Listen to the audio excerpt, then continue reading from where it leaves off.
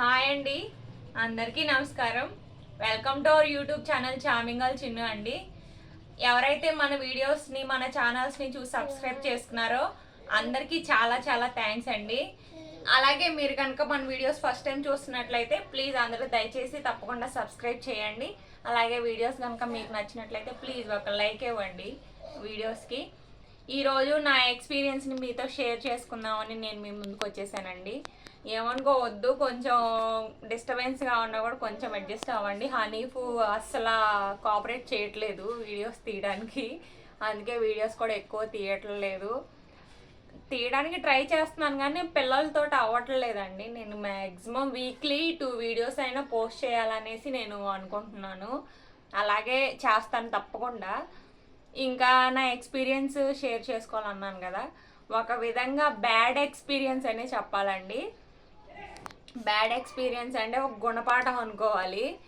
అసలు విషయం ఏంటంటే, మేము వచ్చేసి ఏలూరులో ఉంటాము. నా మ్యారేజ్ అయ్యి 8 ఇయర్స్ అయిందండి. మా వారైతే 10 ఇయర్స్, మ్యారేజ్కి ముందు 2 ఇయర్స్ నుంచి ఏలూరులోనే ఉంటున్నారు జాబ్ పర్పస్ మీద. మున్సిపల్ ఆఫీస్లో జాబ్ చేస్తారనమాట. మున్సిపల్ ఆఫీస్ అంటే గవర్నమెంట్ ఉద్యోగం వీళ్ళకేలే అనుకోమాకండి, అవుట్ సోర్సింగ్ కిందట చేస్తారు. చిన్న శాలరీసే ఉంటాయి. చిన్న శాలరీ అని నేనేం తక్కువ చేయనండి. మేము ఈ స్థితిలో ఉన్నామంటే మాకు ఆ శాలరీనే మాకు ఆధారం. దాంతో మేము హ్యాపీగా బ్రహ్మాండంగా బ్రతుకుతున్నాము. మిడిల్ క్లాస్ ఫ్యామిలీనే అనమాట. మేము మిడిల్ క్లాసే, మేమేమి రిచ్గా అలాగేం కాదు. ఉన్న దాంట్లోనే మేము సంతోషాన్ని వెతుక్కొని శుభ్రంగా ఉంటున్నాము. పోతే పాప 2nd క్లాస్ చదువుతుంది. బాబుని స్కూల్కి అలవాటు చేద్దాం అనేసి స్కూల్కి తీసుకెళ్తున్నాను అనమాట. మా వారేమో డ్యూటీకి 8:30కి అలా వెళ్ళిపోతారండి. 8:30, 9 కల్లా వెళ్ళిపోతారు. మధ్యాహ్నం భోజనానికి వచ్చి వెళ్ళిపోతారు. ఒక్కొక్కసారి అయితే అసలు రారు. ఇంకా ఈవినింగేనమాట. ఈవినింగ్ 8 అలా అయిపోద్ది, 7, 8 అయిపోద్ది. స్కూల్కి వెళ్ళి పిల్లల్ని స్కూల్లో దించి మళ్ళీ పిల్లల్ని తీసుకురావటం కానీ లేదా క్యారేజ్ తీసుకెళ్ళటం కానీ ఇబ్బంది అవుతుందండి నాకు. ఇలాగా నడవటం ఇబ్బంది అయిపోతుంది. లేదా హనీఫ్ని ఎత్తుకొని వెళ్ళటం మళ్ళీ మోసుకొని రావడం వెళ్ళలేకపోతున్నాను నేను. నాకు బాగా బాడీ పెయిన్స్, కాళ్ళు నొప్పులుగా అనిపిస్తున్నాయి అనమాట. ఈ ప్రాబ్లమ్ ఎలాగ సాల్వ్ చేసుకోవాలా అనేసి నేను బాధపడుతుంటే అమ్మ ఒక మనీ ఇచ్చింది, ఒక 25,000 వన్ ఇయర్ బ్యాక్ ఇచ్చింది అనమాట. అప్పటికి చిన్ను అంగన్వాడీ అయిపోయింది, అంటే ప్రీ స్కూలింగ్ కంప్లీట్ అయింది. 1st క్లాస్లో జాయిన్ చేయాలి. అమ్మ ఏమనుకుందంటే, 1st క్లాస్కి వెళ్ళిపోతుంది కదా, స్కూటీ కొనేసుకో అమ్మ ఏదో ఒకటి సెకండ్ హ్యాండ్లో అన్నట్లుగా ఇచ్చిందండి. నేను సర్లే అని తీసుకున్నాను. మాకు తెలిసిన మెకానిక్ ఉన్నాడనమాట. మా వారు బండి ఏదైనా ప్రాబ్లం వస్తే తనే చూస్తారు. అండ్ మా వారి బండి కూడా అతని దగ్గరేనమాట. సెకండ్ హ్యాండ్దే కొన్నారు. చాలా బాగుంటుందండి ఆ బండి. మా వారి బండి అయితే చాలా తక్కువ కాస్ట్లోనే వచ్చింది కరోనా ముందు. బండి కూడా చాలా బాగుందన్నమాట కండిషను. సరే, మనకి తెలిసిన మనిషి కదా, నమ్మకస్తుడు కదా, తన దగ్గర తీసుకుందాం అనేసి తనకి చెప్పాము. తను కూడా ఓకే మేడం, మీకు మంచి స్కూటీ వచ్చినప్పుడు, కండిషన్ బాగున్న స్కూటీ వచ్చినప్పుడు మీకు ఇన్ఫామ్ చేస్తాను, తీసుకుందరు కానీ అన్నాడు. అలాగా 1 ఇయర్ అయిపోయిందండి. వఫీకి 1st క్లాస్ అయిపోయింది, ఇప్పుడు 2nd క్లాస్ అనమాట. ఏంటి వస్తున్నాయి స్కూటీలు, సెకండ్ హ్యాండ్ వస్తున్నాయి కానీ అతను చెప్తున్నాడు కాస్ట్ ఎక్కువ అన్నా ఉంటే, లేకపోతే కాస్ట్ రీజనబుల్గా ఉంటే ఆ బండి కండిషన్ మాకు నచ్చట్లేదు. ఎలాగ 1 ఇయర్ గడుపుకొచ్చాం. రీసెంట్గా 3 మంత్స్ బ్యాక్ అనమాట. 3 మంత్స్ బ్యాక్ జూన్లో అండి, జూన్ 11న కరెక్ట్గా నా బర్త్డే రోజు. ఆ రోజు ఫోన్ చేశారు, అతను ఫోన్ చేశారనమాట మెకానిక్.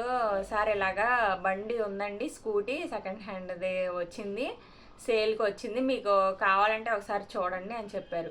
మేము వెళ్ళాం, చూసాం. యాక్చువల్లీ నాకైతే బండి అది ఫిట్గా ఉందా లేదా అనేది నాకు తెలీదు. మా వారు చూశారు. చూసినప్పుడైతే బాగానే ఉంది. ఏం చేస్తాము, ఒక ట్రైల్ వేసి అదే ఆ బండి ఎలా ఉందనేసి ఒక రైడ్ వేసి అది ఏదన్నా చిన్న మైనరీ ఉంటే మనకు తెలుస్తాయి, మైనర్ ప్రాబ్లమ్స్. పెద్దవి ఉంటే మనకు తెలియవు కదా. కరెక్ట్గా ఏమైందంటే నేను జూన్ 11 చూశాను, జూన్ 12న ఊరు వెళ్ళిపోయాను, మా అమ్మ వాళ్ళ ఊరు వెళ్ళాను. జూన్ 13న మా వారు ఆ బండి కాస్ట్ వచ్చేసి 38,000 అండి, అక్షరాల 38,000. మా అమ్మ ఒక 25,000 ఇచ్చింది. తర్వాత మేము మళ్ళీ ఇంకొకసారి ఒక 10,000 ఇచ్చింది. మొత్తం కలిపి ఒక 40,000 చేసి పెట్టుకొని బైక్ అయితే తీసుకున్నాం అనమాట. జూన్ 13న బైక్ మా వారు తీసుకొచ్చి ఇంటి దగ్గర పెట్టి మనీ వాళ్ళకి పే చేసేసారు. బండి కండిషన్ బాగుంది, ఏదైనా చిన్న చిన్న మైనర్ రిపేర్లు ఉంటే నేను చేస్తానని మెకానిక్ చెప్పారు, చేయించుకున్నాను, తీసుకొచ్చి ఇంట్లో పెట్టాం. ఇంట్లో పెట్టారు, నేను ఊరి దగ్గర ఉన్నా. నేను ఒక 1 వీక్ తర్వాత ఊరి నుంచి వచ్చాను. జూన్ 13th నుంచి 1 వీక్ అంటే జూన్ 20 అయితే నేను వచ్చిన తర్వాత నేను పర్ఫెక్ట్గా నాకు బైక్ స్కూటీ రైడ్ చేయటం రాదండి. వచ్చిన తర్వాత ఏంటి నేర్పిస్తున్నారనమాట మా వారు. ఐడియా ఉంది కానీ పర్ఫెక్ట్గా రాదు, నేర్పిస్తున్నారు. నేర్పించడం అంటే ఎన్ని కిలోమీటర్లు తిరుగుతామండి, రోజుకొచ్చి ఒక 10-20 కూడా అవ్వదన్నమాట. ఈ జూను 28 లోపు 3 times 300కి మనం పెట్రోల్ ఫిల్ చేయించామన్నమాట బైక్లో. నేనేంటి జస్ట్ నేర్చుకుంటున్నాను అంతే. వెళ్తే మా ఇంటి చుట్టుపక్కల ఒక 10-20 కిలోమీటర్లు తిరుగుతున్నానేమో, పెట్రోల్ కొట్టేస్తున్నాం, అలాగ తిరిగి వస్తున్నాను, అయిపోతుంది, కొట్టేస్తున్నా, అయిపోతుంది. అసలు మాకేం అర్థం కావట్లేదు, ఇదేంట్రా బాబు బండి రైడ్ చేయకుండా తిరగకుండానే వెళ్ళిపోతుంది, ఆయిల్ అయిపోతుందని మాకేం అర్థం కాలేదు. అసలు నాకెందుకో కొంచెం డౌట్ అనిపించింది, ఏంటండి బండి అంతా బాగానే ఉంది కానీ ఆయిల్ ఎక్కువ అయిపోతుంది కదా అంటే, మా వారు కూడా అప్పుడు అవును మోని ఆయిల్ కన్జంప్షన్ ఎక్కువగా ఉంది, మైలేజ్ రావట్లేదు బండి అనేసి అన్నారు. అంటే అది కూడా ఒక ప్రాబ్లమే కదా అని మేము మెకానిక్ వెంటనే ఫోన్ చేసి మాట్లాడాం. 1 month కూడా అవ్వలేదు, తెలిసిన అతను. 1 year వెయిట్ చేశాను నేను ఆ బండి కోసం. అతని మాట విని రేట్ అసలు తగ్గలేదండి. 38,000 సంవత్సరం రోజులు నేను జాగ్రత్త చేసి కూడబెట్టుకున్న డబ్బులు అవి. మాకే ఊరకు వచ్చిన డబ్బులు కాదు. మా అమ్మ నాకు ఇచ్చినా కూడా మా అమ్మ నిలువ కాళ్ళ మీద నుంచొని పని చేసి నాకు ఇచ్చిందనమాట. పిల్లలకి ఏదన్నా ఉంటే బండి మీద తీసుకెళ్ళి వస్తుంది, మా అల్లుడికి కూడా ఇబ్బంది ఉండదు, ఆ అబ్బాయి డ్యూటీకి వెళ్ళి అక్కడి నుంచి పరిగెత్తుకొని రావటం ఇదంతా ఇబ్బంది ఉండదు అనేసి ఇచ్చింది. అంత మనీ ఆ మెకానిక్ మీద నమ్మకం పెట్టుకొని మేము తీసుకున్నాం. బండి అయితే ప్రాబ్లం ఉందండి, అదేదో దాని లైఫ్ అయిపోయినట్లుంది నాకు తెలిసి. ఇంకా వెంటనే మెకానిక్ గారికి ఫోన్ చేసి ఏంటండి స్కూటీ ఎలాగుంది అనేసి మాట్లాడాం. మేడం గారు మీకు నచ్చకపోతే తెచ్చి పెట్టేయండి షెడ్లో బండి, మీ మనీ మీకు రిటర్న్ చేస్తాం అన్నాడు. భగవంతుడు నా అందున్నాడు అనుకొని ఒక క్షణం కూడా ఆలోచించకుండా నేను మా వారు మాట్లాడుకొని బండి తీసుకెళ్ళి అక్కడ పెట్టేశామండి. పెట్టేస్తే ఇప్పుడు అతను నాకు నిజంగా ట్రూత్ఫుల్గా ఆయన చేసిన పని కరెక్ట్ అయి ఉంటే వెంటనే ఆ బండి నాకు ఎంత అమౌంట్కి అయితే సేల్ చేశాడో అంత అమౌంట్కి సేల్ చేసేసుకోవాలి. నేను ఆయన్ని నమ్మాను కానీ బండిని నమ్మలేదు, మనిషిని నమ్మాను. మనిషిని నమ్మి నేను మా వారు మోసపోయాం. ఆ విషయంలో తీసుకున్నాము, అది అలాగ అయిపోయింది, రిటర్న్ చేసాం. సరే మనీ ఇస్తాను అన్నాడు, బండి సేల్ అయిన వెంటనే ఇస్తానండి అన్నారు. అలాగా జూన్ 29th ఇచ్చేసాం బండి. జూన్ 13th తెచ్చుకున్నాం, జూన్ 29th రిటర్న్ చేసాం. మనీ మేడం మీ బైక్ సేల్ అయిన తర్వాత నేను మీ మనీ మీకు రిటర్న్ చేస్తాను అన్నారు. ఇంకా సీ బుక్ కానీ అయ్యో ఉంటాయి కదా పేపర్స్, అవేమీ తీసుకోలేదు. ఎందుకు, అతను మాకు తెలుసు అనమాట, మంచి వ్యక్తి, చాలా మంచి అతను. నేను అతను బ్లేమ్ చేయట్లేదు, నా ఎక్స్పీరియన్స్ నేను చెప్తున్నాను. ఇలాంటివి కూడా జరుగుతాయి అనేసి ఒక గుణపాఠం అనే అనుకోవాలి మనం. ఇంకా ఇచ్చేసాము. జూన్ అయిపోయింది, జూలై అయిపోయింది, జూలై మంత్ అయిపోయింది, ఆగస్ట్ వచ్చింది. నాకు హెల్త్ ప్రాబ్లం వచ్చింది అనమాట, కొంచెం పర్సనల్ హెల్త్ ప్రాబ్లమ్స్ వచ్చి నేను ఒంగోలులో నా డెలివరీ అయిన హాస్పిటల్లో ట్రీట్మెంట్ తీసుకుంటున్నాను. నేను ఇంకా అటు ఇటు వెళ్ళాల్సి వచ్చింది. ఏదో మనీ కొంచెం టైట్ అయిందండి ఇంట్లో. ఏంటి మనీ టైట్ అయిపోయింది, అతను కూడా మనీ అవ్వలేదు, ఒకవేళ ఉంటే అడ్డొచ్చాయేమో అన్నట్లు అనుకుంటున్నాము. ఇంకా జస్ట్ ఫోన్ చేస్తున్నా, సార్ ఇంకా బండి సేల్ అవ్వలేదు, మీ మనీ మీకు ఇస్తానని చెప్తున్నాడు. కామ్గా 2 months అయిపోయింది, 3rd month ఎంటర్ అయిందనమాట. నేను ఇంకా సెప్టెంబర్ 10th దగ్గర నుంచి మోపు చేశానండి అతన్ని అడగడం. నాకు ఎందుకో కొంచెం భయంగా అనిపించింది. ఇప్పుడు అతను నిజంగా ఆ బండిని వేరే వాళ్ళ దగ్గర నుంచి 38,000కే కొని నాకు సేల్ చేసి ఉంటే అదే కాస్ట్కి సరే ఒక 2-3 కనీసం 35,000కైనా తను ఆ బండి సేల్ చేసేసి నా మనీ నాకు ఇచ్చేవాళ్ళు. కానీ ఆ బండి సేల్ అవ్వట్లా. కస్టమర్స్ వస్తున్నారు కానీ బండి అంత కాస్ట్కి తీసుకోవట్లేదు మేడం అంటున్నారు. ఇంకొక అతను ఉన్నారు ఫైనాన్స్ అతను, నేను వాళ్ళ నేమ్స్ మెన్షన్ చేయడం నాకు ఇష్టం లేదు, నేను వాళ్ళని బ్లేమ్ చేయాలని చెప్పట్లేదు, మరీ చెప్తున్నాను. ఒకవేళ నాకు బండి సేల్ చేసిన వాళ్ళు ఈ వీడియో చూసుంటే మాత్రం మీరు ఫీల్ అవ్వద్దు. నా ఎక్స్పీరియన్స్ నేను షేర్ చేసుకుంటున్నాను. నాలాగా ఎవరు పప్పులో కాలేయొద్దు అని నేను ఒక మెసేజ్ ఇస్తున్నాను అనమాట. ఇంకా ఆ ఫైనాన్స్ అతను ఏమంటున్నాడు, అతను కొంచెం రూడ్గా మాట్లాడుతున్నాడు. ఏంటి వాళ్ళదే అంతా కరెక్ట్, నాదంతా రాంగ్ అన్నట్టు మాట్లాడుతున్నాడు. ఇప్పుడు మనకు మనీ ఊరకు రాలేదండి. నేను 1 సంవత్సరం రోజుల్లో అతని మీద ట్రస్ట్ పెట్టి వెయిట్ చేసి నా మనీని అతనికి ఇచ్చాను. ఆ బండి బాగుంటే నేను అసలు రిటర్న్ చేయను కదా. 1 సంవత్సరం రోజులు వెయిట్ చేసి మనీ అంత మనీ పెట్టి బండి కొని రిటర్న్ చేసి మళ్ళీ ఇదంతా తలనొప్పి మనకు అవసరమా? అలాగే ఎవరు అనుకోరు కదండి. అలా అయింది. అతను ఏమంటున్నాడు, మీరు ఫైనాన్స్ షాప్లో కొంటే మీరు ఇలాగిస్తారా, వాళ్ళు ఇలాగ ఇవ్వరు, మీరు బండి రిటర్న్ చేసి మనీ ఇవ్వమంటే ఎవరు ఇస్తారు అని అంటున్నారు.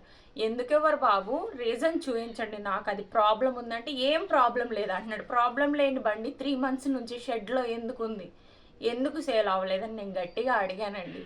గట్టిగా అడిగితే అప్పుడు చివరికి ఇంకా చెడిందనమాట. మా కమ్యూనికేషన్ కొంచెం హార్ష్గా మాట్లాడుకునేంత దూరం వచ్చే వరకు వాళ్ళు మనీ రిటర్న్ చేయలేదు. చివరికైతే నేను గట్టిగా అడిగేశాను, అది ఆ బండి 40,000 కాదు కదా, చాలా తక్కువకే కొనవచ్చు, మీరు మాకు రూపాయి కూడా తగ్గకుండా అంత అమౌంట్ తీసుకొని సమాధానం చెప్పకుండా బండి సేల్ అయినప్పుడు ఇస్తానంటే ఎంతవరకు కరెక్ట్ అండి?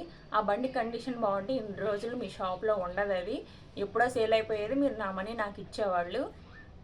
ఇంకొక భయం ఏంటంటే వాళ్ళు సీ బుక్ ఇవ్వట్లేదు. సీ బుక్ ఇస్తాము అదిగో ఇదిగో అంటున్నారు, సీ బుక్ ఇవ్వట్లా.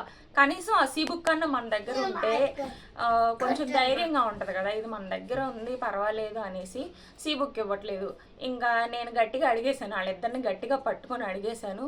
మా వారికేమో ఏదో ఒకటి కళ్ళబుల్లి కబుర్లు చెప్పి కానిచ్చేస్తున్నారు. అలా డేస్ పాస్ అయిపోతున్నాయి. నేనేమో అడుగుతున్నాను, ఇతను ఏంటి మనీ ఇచ్చారా లేదా ఏమంటున్నారా అని అంటున్నాను మా వారిని. మా వారి నాకు చెప్పలేక వాళ్ళకి చెప్తాను. 3 నెలలు మేము భలే ఇబ్బంది పడ్డామండి. చివరికైతే వాళ్ళని గట్టిగా అడిగి మా మనీ మేము రికవరీ చేసుకున్నాం వెనక్కి. అది జస్ట్ నిన్ననే అనమాట ఆ ఇన్సిడెంట్ జరిగింది. అది కూడా 3 వాయిదాల కింద ఇచ్చాడండి మనీ. 3 వాయిదాలు. నేను ఒక్కసారిగా అతని చేతిలో పెట్టొస్తే 38,000, 20,000 ఒకసారి, 8,000 ఒకసారి, రిమైనింగ్ 10,000 ఒకసారి ఇచ్చాడనమాట. ఇంకా ఏమోలే ఎంతో కొంత గుడ్డిగా నమ్మాము, మంద కూడా తప్పు ఉంది అనేసి నాకు నేనే తమాయించుకున్నాను. కానీ నేను ఇది మొత్తం కంప్లీట్ అయిన తర్వాత చెప్పదలుచుకుంది ఏంటంటే, మనం కొనే స్తోమత లేక మన మధ్యతరగతి కుటుంబాల ఆలోచనలు ఎలా ఉంటాయంటే, సమస్యలు చుట్టుముట్టినప్పుడు ఆ సమస్యని ఏదో ఒక విధంగా బయటపడాలి అన్న తాపత్రయంలో ఇలాంటివి జరుగుతాయండి. ఇప్పుడు నేను అసలు ఆ బండి ఊసి ఎత్తకుండా ఉండుంటే ఇంత పని అయ్యేది కాదేమో అనిపించింది. ఇప్పుడు మనీ తీసుకున్నాను, చచ్చినట్టు నడుచుకుంటూ వెళ్తున్నాను స్కూల్ దగ్గరికి.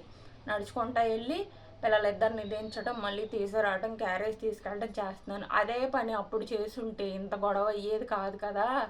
లేదు, కొత్త బండి గురించి మనీ సేవ్ చేసుకొని కొత్త బండి తీసుకుంటే బాగుండేది కదా అనేసి అనిపించింది. అనుకోవచ్చు పిసినారిది, మౌని పిసినారిది అంటారు కూడా, అనుకోవచ్చు కాదు, మౌని పిసినారిది, డబ్బులు అసలు ఖర్చు డబ్బులు ఉంటే కదండి ఖర్చు పెట్టడానికి. పిసినారోళ్ళని ఎవరిని అంటారు? అమౌంట్ ఏదైనా ఒక పని ఉన్నప్పుడు, ఒక సమస్య ఉన్నప్పుడు డబ్బులు ఉన్నా కూడా వాటిని ఖర్చు పెట్టకుండా దాచి ముళ్ళేసి మూటలు కట్టి అక్కడ పెడతారు కదా, వాళ్ళని పిసినారోళ్ళు అంటారు. మా దగ్గర డబ్బులు లేవు, డబ్బులు ఉంటే ఖర్చు పెట్టలేదు, ఇది పిసినారిది అని అన్న అదొక లెక్క. అనుకుంటే అనుకున్నారులేండి, నేను వాళ్ళని ఏం అనట్లేదు, వాళ్ళ మాటలే మనకు ఆశీర్వాదాలు అనుకోవాలి. ఇప్పుడు 40,000తోటి పెట్టేసి నేను కొత్త బండి తీసుకుంటానండి, ఈఎంఐలు ఎక్కడి నుంచి కట్టాలి? మా వారికి వచ్చే జీతం నెల గడవటానికి కరెక్ట్గా సరిపోద్ది, మళ్ళీ అదొక భారం నాకు ఎందుకు, నేను ఏదన్నా జాబ్కి వెళ్ళినప్పుడు తీసుకుందాంలే అన్న ఆలోచన నాకు ఉంది. భగవంతుడి దయ వల్ల అది కూడా జరగాలి. సెకండ్ హ్యాండ్ వస్తువులు మాత్రం అసలు ఎవరు కొనొద్దండి. సెకండ్ హ్యాండ్ది ఎవడైనా ఎందుకు అమ్ముతాడు? వాళ్ళకి ఆ వస్తువు పనికి రాకపోతే అమ్ముతారు. ఎక్కడో నూటికో కోటికో ఒకళ్ళకి లక్ బాగుండి వాళ్ళు ఏదో ఉండో లేకనో ఇది ఎందుకులే మనకి ఇంకా అంటే కండిషన్ బాగున్న ఐటెం ఏదైనా సరే, అది ఒక బైక్ అయినా, ఫోన్ అయినా, ల్యాప్టాప్ అయినా, ఏదైనా మనకి తెలిసిన వాళ్ళ దగ్గర బాగా తెలిసి ఆ వస్తువు కండిషన్ బాగుంది అనుకొని కొనుక్కుంటే అది వేరే విషయం. తెలిసి తెలియకుండా టౌనుల్లో అయినా పల్లెటూరులో అయినా ఎవరు మనకి పూర్తి విషయం చెప్పరండి. ఇది పరిస్థితి, ఇది చేస్తే ఎలాగైద్ది అని చెప్పరు. అందులో మునిగి తేలితేనే మనకు అసలు వాట్ ఈజ్ వాట్ అనేది తెలిసిద్ది అనమాట. ఎక్కడ దాకా ఎందుకండి, ఒక 5 years అవుతుంది, 5 years బ్యాక్ 3,000 పెట్టి నేను కుట్టు మిషన్ ఉంటుంది కదా అది తీసుకున్నాను. అది చాలా బాగుంటుందండి. పాపం అంకుల్ నవ్వుతూ ఇచ్చాడు. 3,000 అండి. ఇప్పటికి చిన్న రిమార్క్ రాలేదు. చక్కగా నేను దాంతో ఏయో నా బట్టలో, పిల్లల బట్టలో, ఏమైనా కుట్లు ఊడిపోతే కొత్త బట్టలు పై కుట్లు వేసుకోవడం అలా చేసుకుంటున్నాను. ఈ బండి విషయంలో మాత్రం దేవుడు బుద్ధి వచ్చింది నాకైతే. ఇంకెప్పుడు సెకండ్ హ్యాండ్ వస్తువులు జోలిగ్గా వెళ్ళకూడదు అని బుద్ధి వచ్చింది నాకైతే. మీరు కూడా అండి, ఒకవేళ కొనే ఆలోచన ఏమన్నా ఉంటే, మొత్తం పెళ్లి చేయాలంటే అటు 7 తరాలు ఇటు 7 తరాలు చూస్తారంటారు కదా, అలాగా ముందు వెనక కొన్న తర్వాత ఎలా ఉంటుంది, కొనకు ముందు ఎలా ఉంటుంది అని ముందు అంతా ఆలోచించుకొని ఏదైనా స్టెప్ తీసుకోండి. సెకండ్ హ్యాండ్ వస్తువులు అంటే అది వాళ్ళకి ఏదో రిపేర్ ఉంటేనే, ఏదో ప్రాబ్లం ఉంటేనే కదా అమ్ముతారు. బాగున్న వస్తువు ఎవరు అమ్మాలని అనుకోరు కదా. ఇది నాకు బైక్, స్కూటీ ఎక్స్పీరియన్స్ అయిన తర్వాత నేను రియలైజ్ అయ్యాను, అది నా తప్పే అనిపించింది. మీలో ఎవరైనా ఈ ఆలోచన ఉంటే 1కి 10 సార్లు ఆలోచించండి. నా అలాగ మాత్రం ఎవరు మోసపోవద్దు, ఇబ్బంది పడద్దు. మోసపోలేదులేండి, నేను ఇబ్బంది పడ్డాను. ఇదేనండి నేను మీతో చెప్పాలనుకున్నాను. చాలాసేపు చెప్పేసినట్లున్నాను. అలాగే ఈ వీడియో చూసినందుకు థ్యాంక్ యూ ఫర్ వాచింగ్ అండి. Please do like, share and subscribe to my channel. Thank you.